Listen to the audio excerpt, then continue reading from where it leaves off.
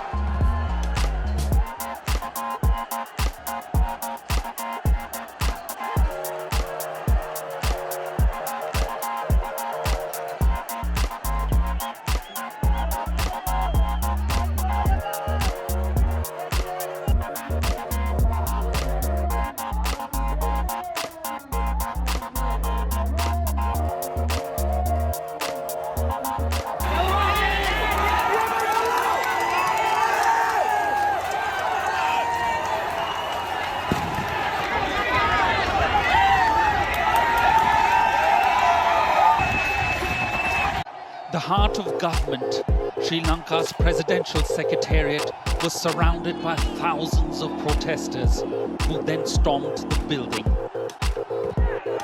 From the morning, clashes between protesters and security forces have taken place across the capital city, Colombo.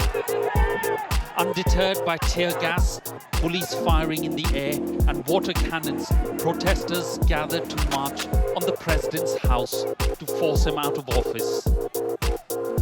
In the clashes, many are reported to be injured. Their patience was wearing thin, even with the military. They broke down the multi-layer protective cordons and removed all barriers from their path for the final push. Security forces were overwhelmed by the sheer numbers and determination as they stormed the president's house. Some carrying the nation's flag, they walked through the gardens and many rooms and corridors of the building, warning their president to go, while a few jumped in the swimming pool to cool off in the most secure address in the country. President Gotabaya Rajapaksa had earlier been evacuated to an undisclosed location. Temple Tree, the official residence of Prime Minister Ranil Wickremesinghe, was also stormed by protesters, while his private home has been set alight. The anger against leaders is palpable. After an emergency meeting, the Prime Minister has agreed to step down for an all-party government to be formed. The island's 22 million citizens are facing the worst ever economic crisis, which has triggered shortages of food, medicine and fuel.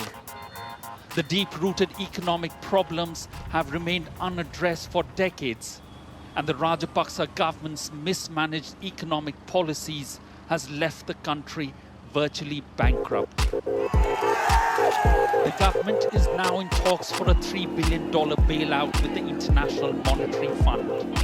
But for the moment, it's ordinary Sri Lankans who will have to bear the brunt of the worst man-made disaster.